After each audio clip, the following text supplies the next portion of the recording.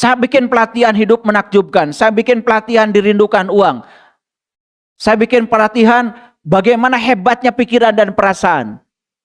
Saya menulis buku titian kesadaran. Saya menulis buku hidup menakjubkan. Saya ingin berbagi. Karena kemiskinan itu bukan dari Allah.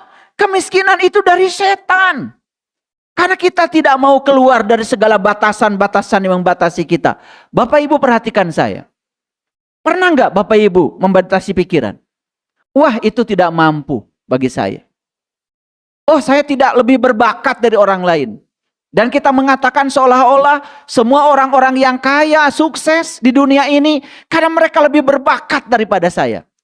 Karena mereka lebih diperhatikan Allah daripada saya. Karena mereka lebih beruntung dari saya. Itu pikiran palsu bukan Bapak Ibu? Buatan siapa? Tapi sadar nggak Bapak Ibu? Coba sekarang pikirkan. Allah yang maha adil pasti ngasih kesempatan yang sama. Pasti ngasih kebahagiaan yang sama. Waktu kita juga sama semua 24 jam. Mereka yang sukses tidak punya waktu lebih banyak dari kita. Tapi mereka menggunakan waktunya benar-benar untuk mengarahkan mereka kepada kesuksesan itu.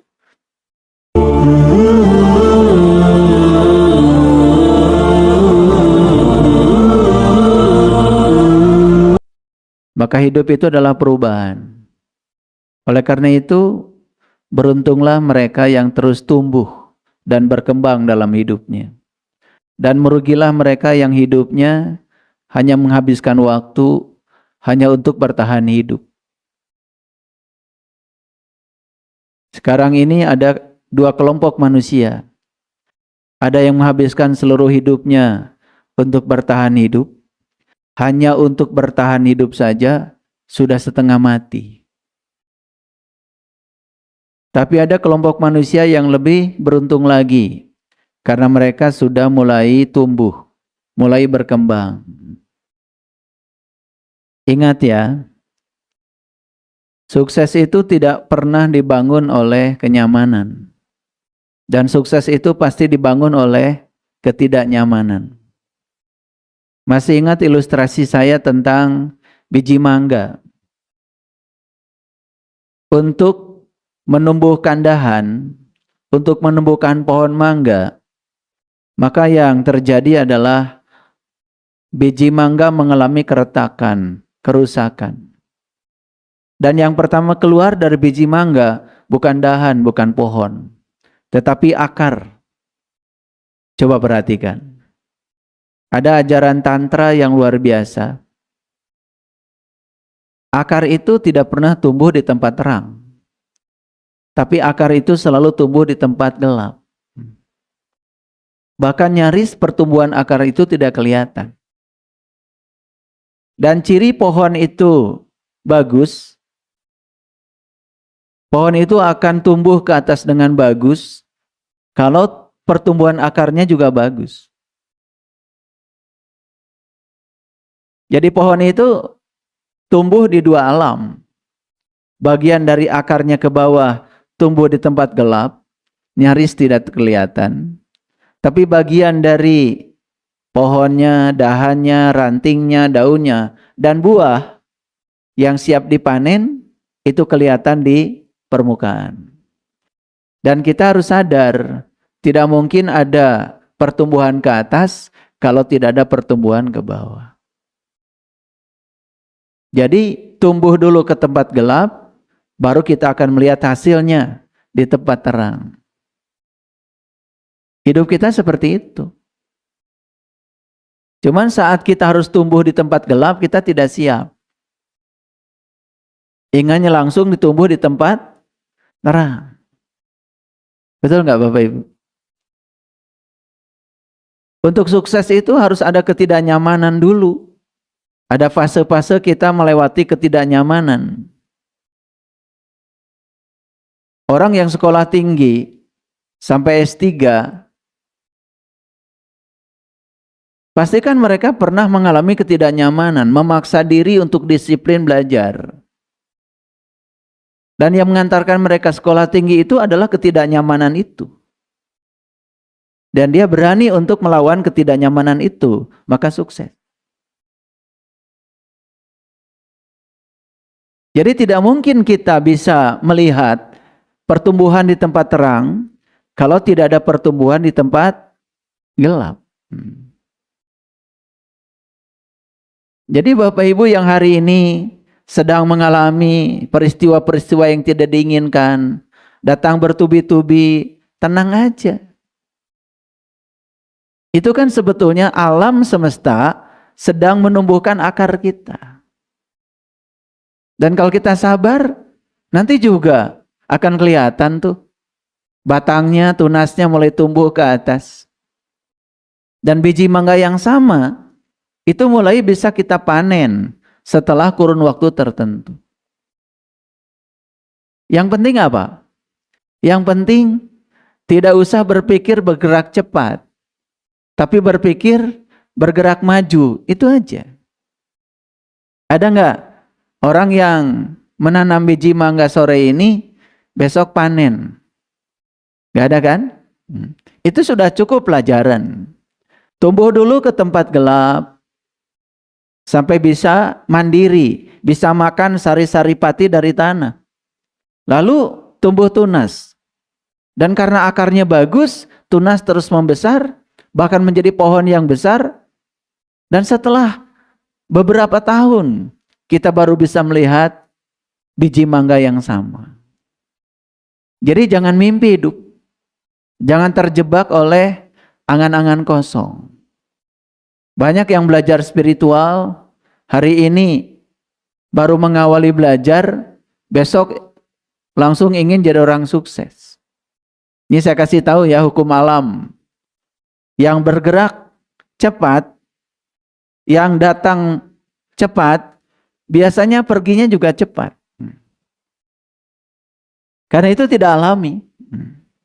Semesta ini mengajarkan pertumbuhan yang alami. Bahkan pohon yang kita tanam, kalau diperhatikan dengan mata telanjang begini, walaupun sehari 24 jam, nyaris seolah-olah tidak tumbuh. Tetapi setelah kurun waktu tertentu, baru kita bisa melihat perubahannya. Sesuatu yang alami itu ya sejati. Dan kekuatan sejati itu bukan bisa menguasai orang lain. Karena tidak mungkin kita bisa menguasai dan mengendalikan orang lain. Karena kekuasaan sejati itu sesungguhnya adalah kemampuan kita menguasai diri kita sendiri. Nasib kita itu kan di tangan kita, bukan di tangan orang lain. Tapi sampai hari ini kita belum bisa jadi orang yang merdeka. Untuk bahagia saja harus mengkondisikan situasi eksternal seperti yang kita mau. Padahal kuasa kita hanya dalam dimensi internal kita. Nah, ini kebodohan ini sudah berlangsung terus-menerus, sudah masif. Lalu seolah-olah kita ini dalam hidup adalah korban. Kita tidak sadar kalau kita adalah pemilik panggungnya sendiri. Kita adalah pelakunya. Itulah pentingnya kita belajar kesadaran. Sehingga dari situ kita berhenti untuk menyalahkan siapapun. Dan ketika kita ke dalam, ya, meniti ke dalam, memperbaiki interior kita, eksterior kita juga pasti automatically akan berubah dengan sendirinya secara alami. Oleh karena itu, saya mengucapkan selamat datang Bapak Ibu yang hadir di tempat ini, juga yang ikut kajian saya live TikTok. Saat ini ada puluhan ribu sahabat kita yang sedang menantikan kajian ini. Saya menyampaikan selamat buat mereka yang mau menjadi seorang investor.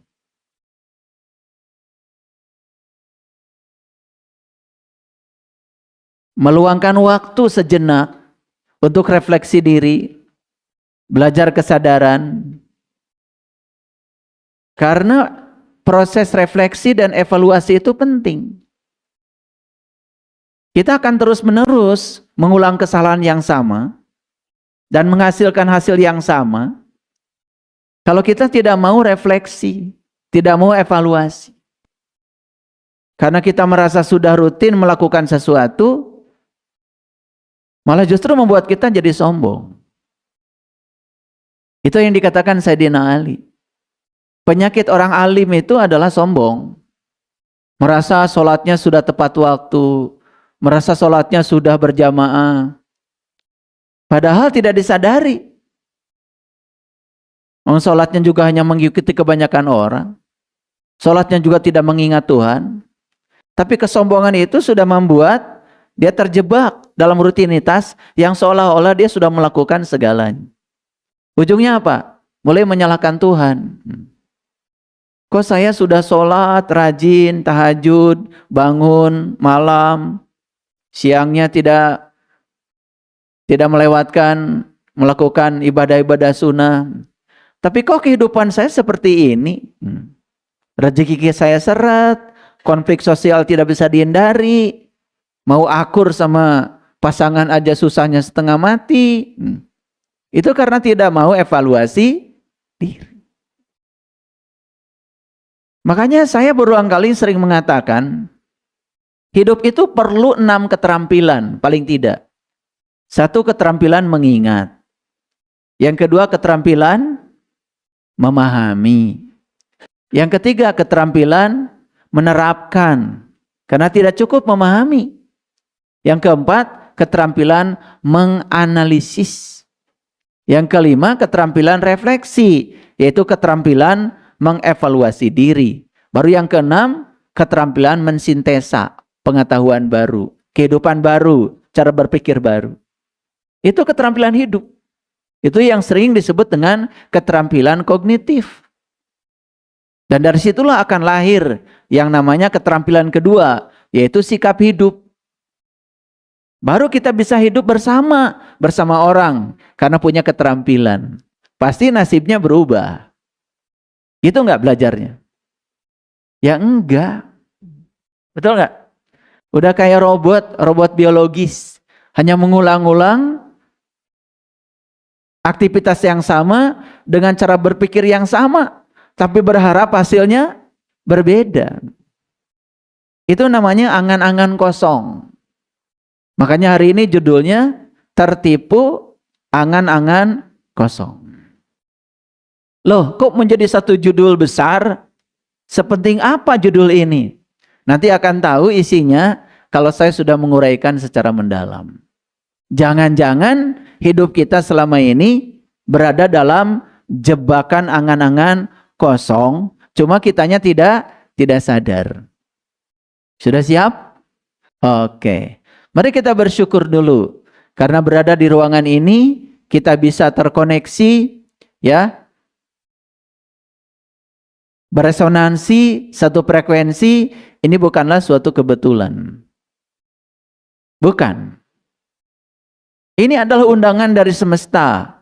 Buat mereka-mereka yang siap untuk tumbuh dan berkembang. Yang siap untuk belajar hal baru, kesadaran baru. Saya sering mengatakan bahwa bertemu dengan saya itu sangat berbahaya. Kenapa? Karena jadi sadar, itu bahayanya. Karena hari ini, selama 2 jam ke depan, saya akan coba hipnoterapi. Saya coba memasukkan program-program baru untuk mengganti program-program lama yang sudah usang, keyakinan-keyakinan lama yang sudah tidak berguna lagi, yang membuat hidup kita terus-menerus berada dalam siklus penderitaan, dan kita harus berani untuk mengubahnya kalau hidup kita ingin tumbuh dan berkembang. Mari kita puji Allah bersama-sama membaca hamdalah. Alhamdulillahirabbil. Mari kita sadari kehadirannya, karena dia senantiasa menemani kita, bersama kita. Dia tidak pernah tertidur, tidak pernah terkantuk, senantiasa mengurus, mengatur segala kebutuhan kita. Dia menjaga dari segala keinginan kita. Karena belum tentu yang kita inginkan itu adalah yang terbaik bagi kita. Oleh karena itu kita mohon ridhonya, mohon berkahnya, seraya membaca basmalah. Bismillah. Bismillahirrahmanirrahim.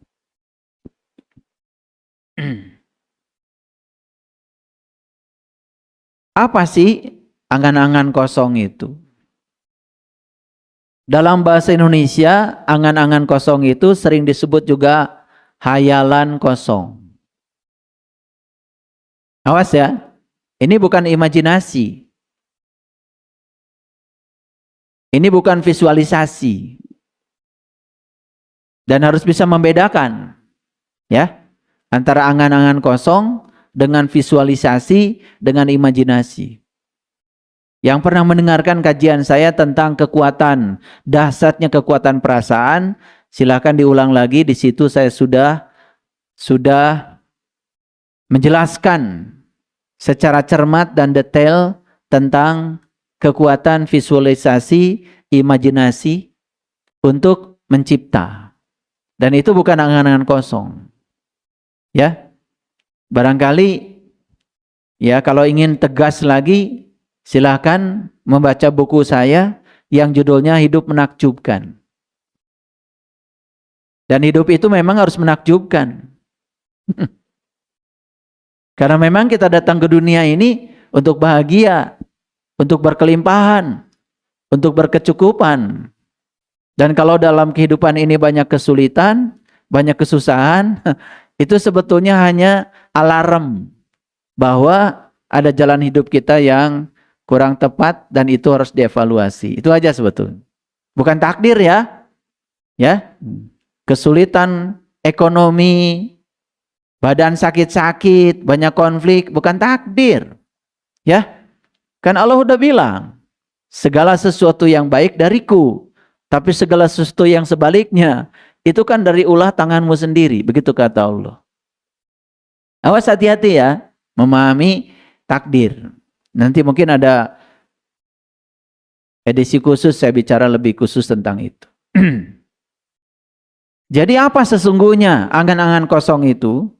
Suatu kondisi pikiran yang dipenuhi oleh harapan atau keinginan yang tidak realistis. Tidak disertai dengan usaha, tidak ada tindakan nyata untuk mewujudkannya. Itu yang disebut dengan angan-angan kosong. Dalam Al-Quran, kalau saya baca Al-Quran nanti saya tunjukkan ayatnya. Angan-angan kosong ini seringkali dikaitkan dengan sifat setan. Yang menjanjikan hal-hal yang indah, namun tanpa bukti.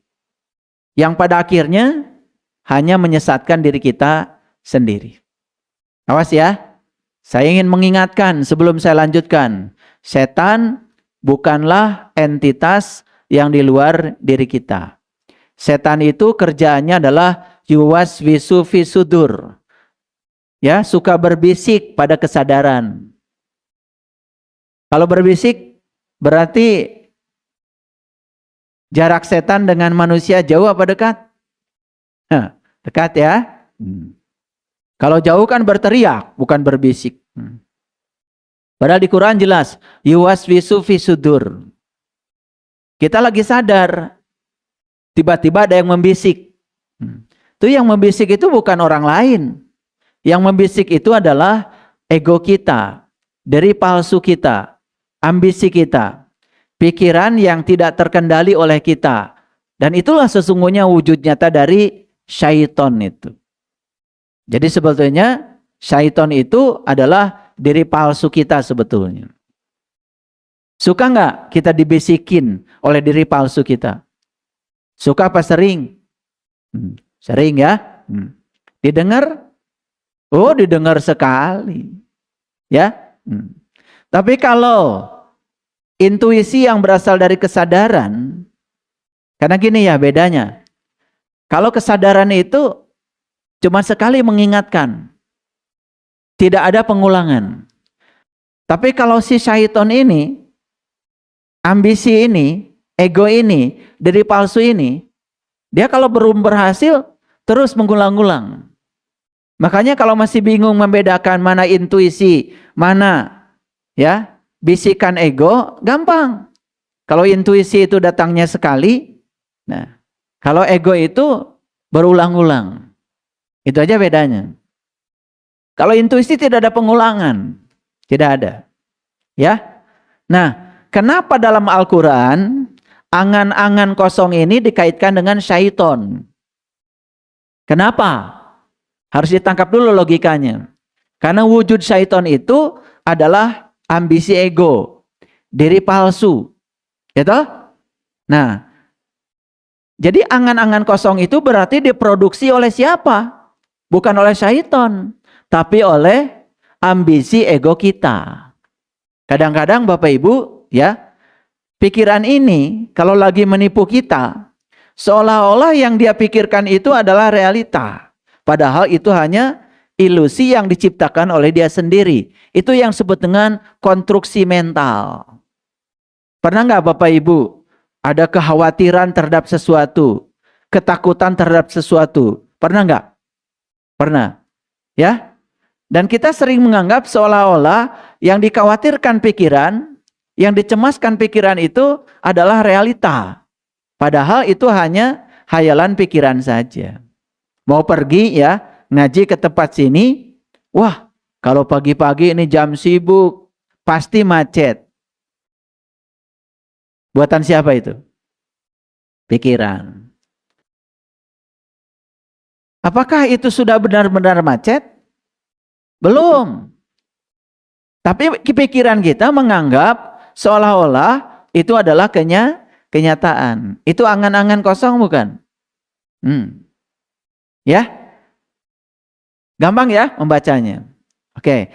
Jadi kenapa dalam Al-Quran angan-angan kosong dikaitkan dengan syaiton?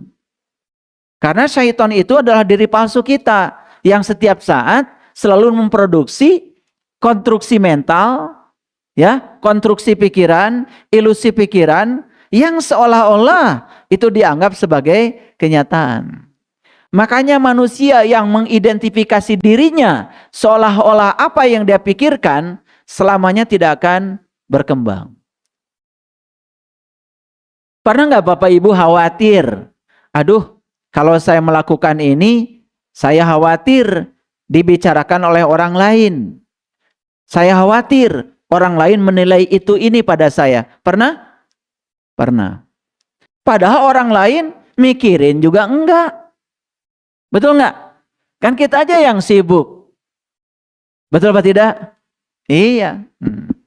Bapak Ibu mau pergi ke sini. Dandanya udah bagus, udah rapi, udah cantik, balik lagi. Kenapa? Ini khawatir, cemas. Nanti takut dinilai orang kalau penampilan saya kurang bagus. Kan akhirnya nggak pergi-pergi. Betul nggak? Bolak-balik aja karena diganggu oleh rasa cemas. Angan-angan kosong bukan itu? Nah itu. Jadi sebetulnya judul ini jangan-jangan itu adalah perilaku kita harian. Cuman kita belum sadar aja. Makanya hari ini akan coba disadarkan.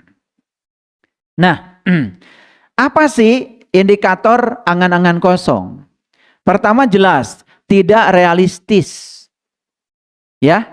Berfokus pada hal-hal yang menyenangkan untuk dibayangkan, bukan pada kenyataan atau bukti yang ada. Kan banyak manusia itu ya, kenyataannya begini, tapi pikirannya ya berangan-angan seolah-olah ada yang lebih sempurna dari itu. Padahal yang sempurna itu yang terjadi. Yang diangan-angani oleh pikiran, lalu kita menggunakan kata seharusnya begini, seharusnya begitu, itu yang namanya kesempurnaan, itu angan-angan kosong. Karena kesempurnaan itu tidak ada. Makanya ada orang yang mau berbuat baik, nunggu sempurna dulu. Itu sedang dijebak oleh angan-angan kosong. Ada nggak yang Bapak Ibu punya pikiran begini? Nanti saya akan berubah kalau segala sesuatunya sudah baik. Ada nggak? Ada nggak? Makin baik atau makin amburadul kira-kira? Mau belajar spiritual aja nunggu kondisi. Nanti saya mau belajar kesadaran kalau segala situasi sudah mulai membaik. Kalau pasangan saya sudah sayang pada saya. Kalau pasangan saya sudah perhatian sama saya. Baru di situ saya akan belajar spiritual.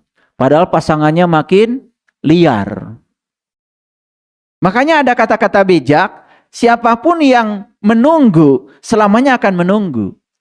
Makanya jangan menunggu sempurna. Itu yang sering saya bilang, hidup itu di sini, saat ini, sekarang. Kalau mau berubah, ya sekarang saja. Maka di Quran surah Al-Kahfi ada kata-kata begini, mereka yang mengatakan besok masih ada waktu, selamanya akan menunggu. Udah mulai terasa ya judul ini? Udah mulai terasa? Sering kita lakukan? Oke. Jadi ciri angan kosong yang kedua adalah tidak disertai usaha. Tidak melakukan tindakan apa-apa. Sama seperti sering saya bilang, Bapak Ibu, ya, ingin sesuatu membaik.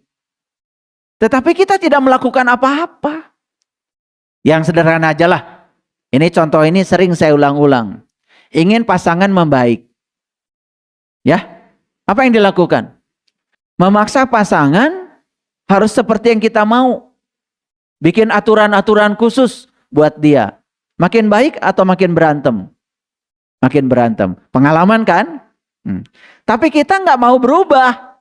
Tetap aja mencoba mengatur yang di luar. Padahal sudah saya kasih ilmunya. Sekalipun itu pasangan kita, kita tidak bisa mengendalikan dia. Kita tidak bisa mengendalikan pikirannya, perasaannya, kata-katanya, sikapnya. Tetapi pikiran kita terhadap dia bisa nggak dikendalikan? Perasaan kita terhadap dia bisa dikendalikan. Pemaknaan kita terhadap dia bisa dikendalikan. Ayo pasangan kita mau definisikan apa menurut kita? Bebas. Mau dianggap guru bisa. Betul nggak? Mau dianggap sebagai musuh juga bisa. Dan semua definisi itu akan mempengaruhi cara kita bereaksi terhadap dia. Kan sebetulnya kenyataan itu tidak berbahaya. Kan yang berbahaya itu reaksi kita terhadap kenyataan. Sikap kita terhadap kenyataan. Betul? Oke.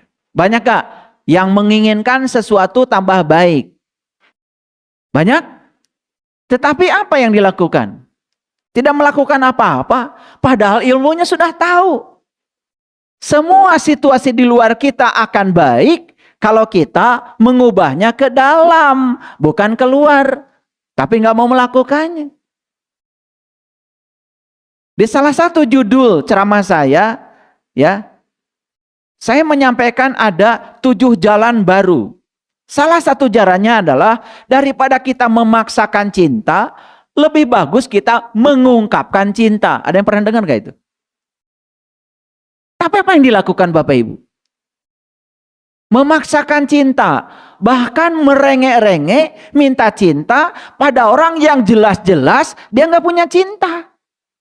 Orang yang nggak punya cinta itu tidak mungkin bisa mencintai.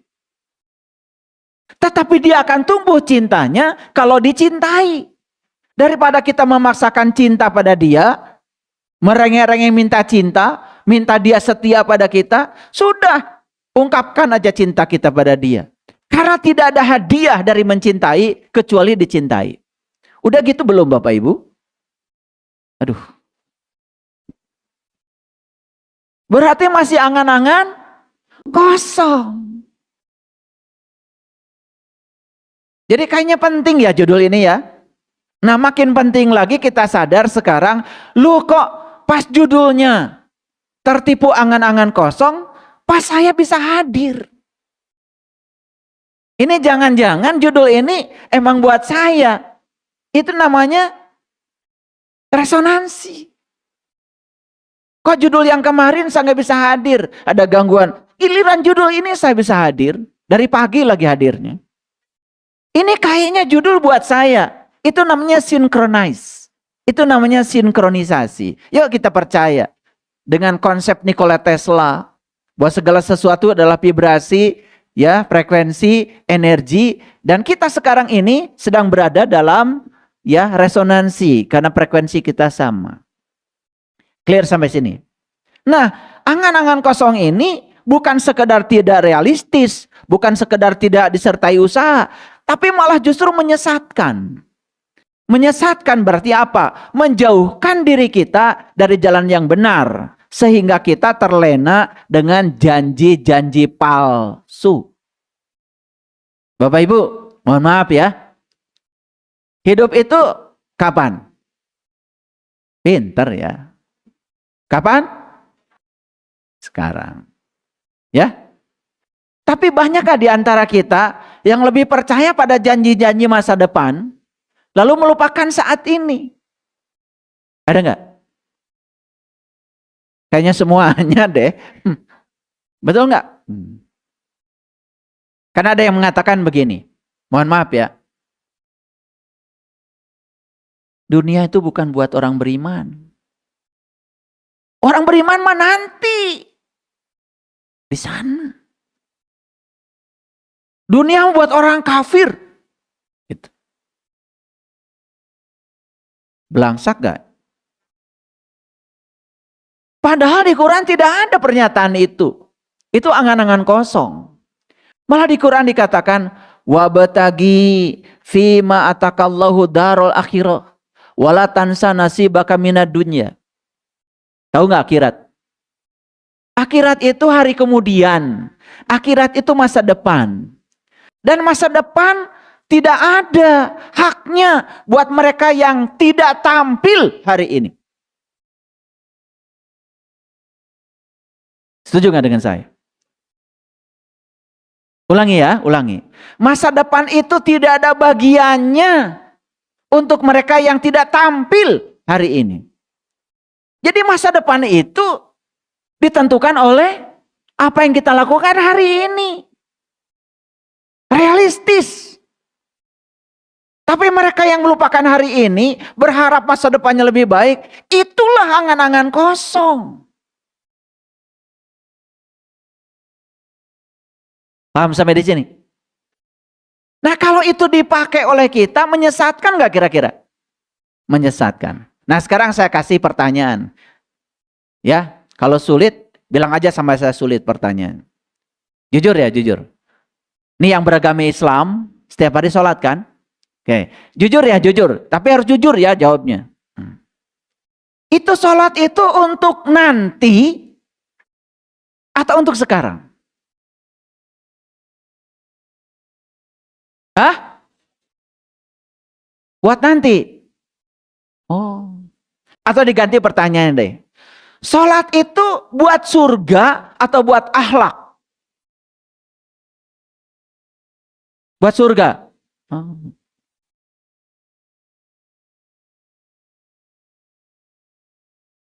Padahal Nabi Muhammad udah jelas.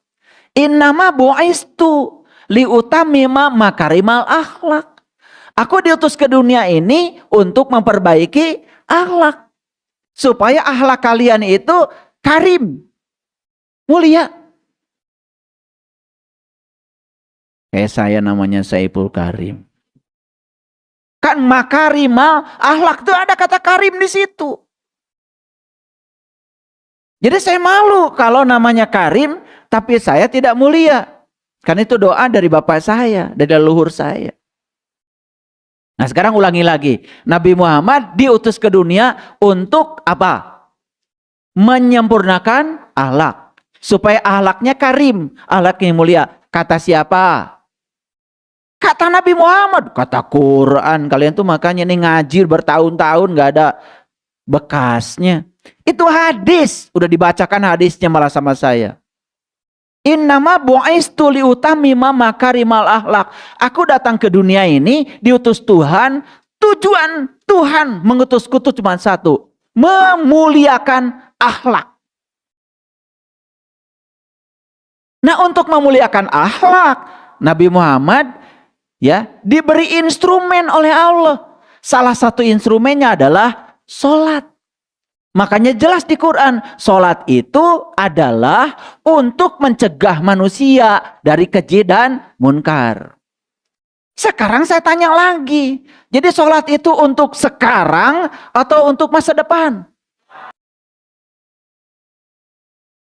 Ya untuk sekarang. Kalau hari ini kalian baik, hari ini kalian akhlaknya mulia, ya masa depan nggak usah dipikirkan. masa depan itu akan datang bergantung apa yang kamu lakukan hari ini. Tapi banyak yang melupakan saat ini demi masa depan. Angan-angan kosong bukan? Baru ketangkep. Sekarang saya ulang lagi. Sholat itu buat surga atau buat akhlak? Tadi belum sama jawabannya. Sekarang udah mulai sama ya? Kan di Quran jelas. Aqimis sholah. Aqimis sholah. Inna sholah tanha anil fahsya wal munkar. Jelas sekali tidak saya menemukan satu ayat pun di Quran, dirikanlah sholat supaya kau masuk surga. Gak ada.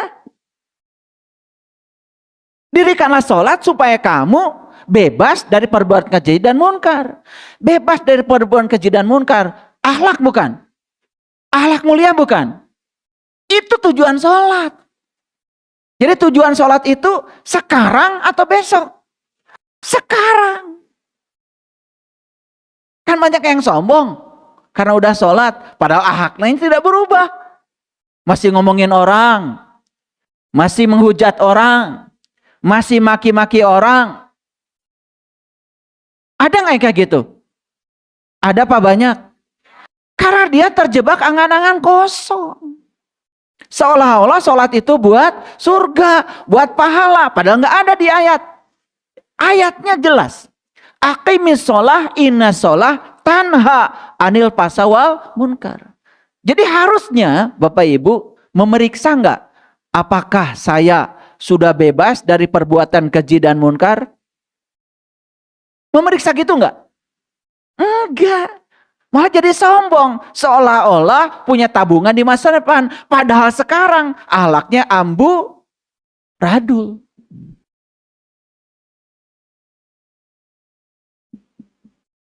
Kira-kira ngerti sampai situ? Oke, itu baru contoh sederhana. Ya, makanya angan-angan kosong menyesatkan nggak? Menyesatkan.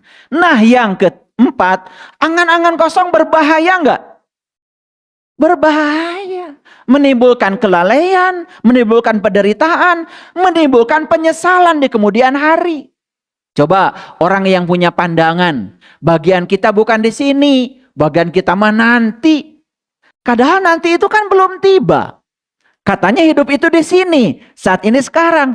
Akibatnya apa? Sekarang gak kebagian, apalagi nanti.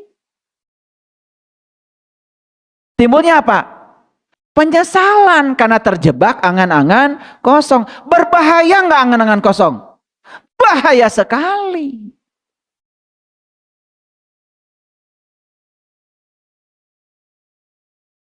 Makanya muncullah orang-orang yang sombong. Padahal dia itu sedang berada dalam angan-angan kosong.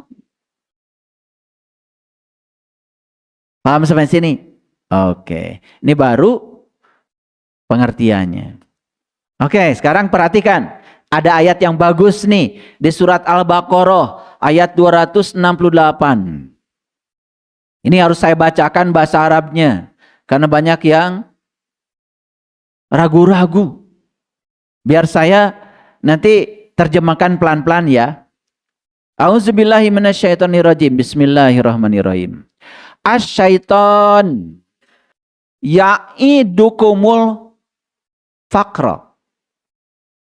Setan itu menjanjikan kamu dengan kemiskinan. Ini Quran.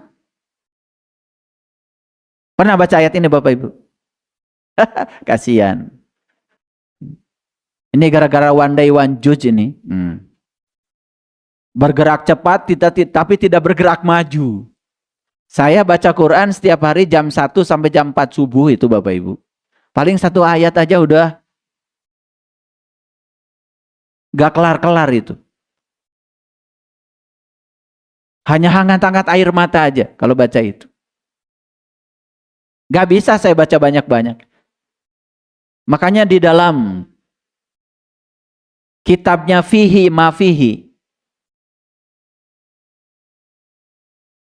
itu dijelaskan bahwa kitab suci ini seperti bawang merah. Dikupas luarnya ada lagi, kupas lagi ada lagi, kupas lagi ada lagi. Dan yang terakhir Kalau ibu-ibu ngupas bawang merah, yang terakhirnya kan cuma air mata. Betul nggak? Iya. Yang terakhir kita memasuki kekosongan. Sampai kita tidak merasa apa-apa, tidak merasa tahu apa-apa. Makanya orang yang tinggi ilmunya, semakin dalam dia belajar, dia semakin tidak tahu apa-apa.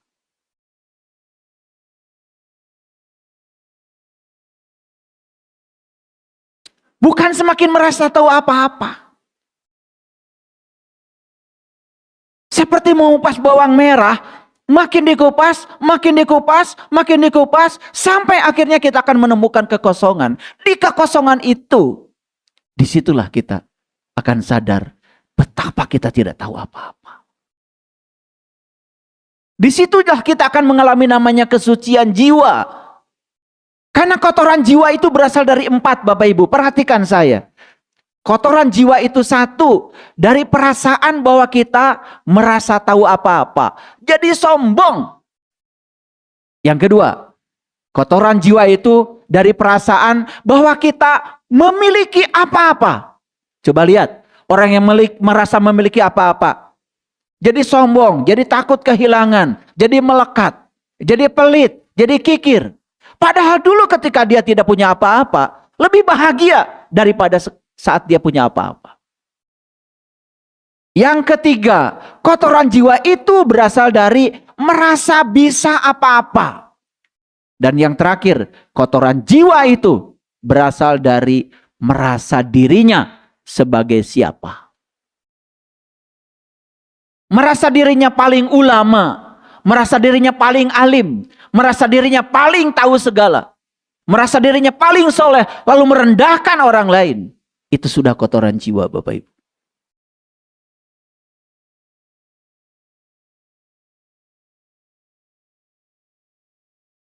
Jadi Quran surat Al-Baqarah ini mengatakan bahwa asyaiton ya'idukumul faqra. Fakir. Setan itu menjanjikan kamu dengan kemiskinan. Mau kerja? Ya? Bilang dari dalam, ah capek. Padahal pengen uang banyak. Pernah nggak begitu Bapak Ibu? Mau bisnis? Ah, takut rugi. Padahal pengen untung banyak. Siapa yang sedang berbisik itu? Benar nggak kalau setan itu menjanjikan kemiskinan? Benar nggak Bapak Ibu? Jadi kalau hari ini kita miskin, berarti yang kita ikuti Allah apa setan? Nah, itu jawabannya. Harus dijelaskan begini baru sadar. Saya itu saking sayangnya pada umat nih, ingin berbagi Bapak Ibu. Saya bikin pelatihan hidup menakjubkan, saya bikin pelatihan dirindukan uang. Saya bikin pelatihan bagaimana hebatnya pikiran dan perasaan. Saya menulis buku Titian Kesadaran, saya menulis buku Hidup Menakjubkan. Saya ingin berbagi. Karena kemiskinan itu bukan dari Allah, kemiskinan itu dari setan. Karena kita tidak mau keluar dari segala batasan-batasan yang membatasi kita. Bapak Ibu perhatikan saya. Pernah nggak Bapak Ibu membatasi pikiran? Wah, itu tidak mampu bagi saya. Oh, saya tidak lebih berbakat dari orang lain. Dan kita mengatakan seolah-olah semua orang-orang yang kaya, sukses di dunia ini karena mereka lebih berbakat daripada saya. Karena mereka lebih diperhatikan Allah daripada saya. Karena mereka lebih beruntung dari saya. Itu pikiran palsu bukan Bapak Ibu? Buatan siapa? Tapi sadar nggak Bapak Ibu? Coba sekarang pikirkan. Allah yang maha adil pasti ngasih kesempatan yang sama. Pasti ngasih kebahagiaan yang sama. Waktu kita juga sama semua 24 jam.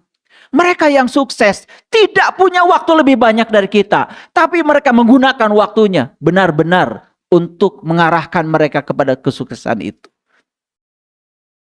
Sadar nggak Bapak Ibu?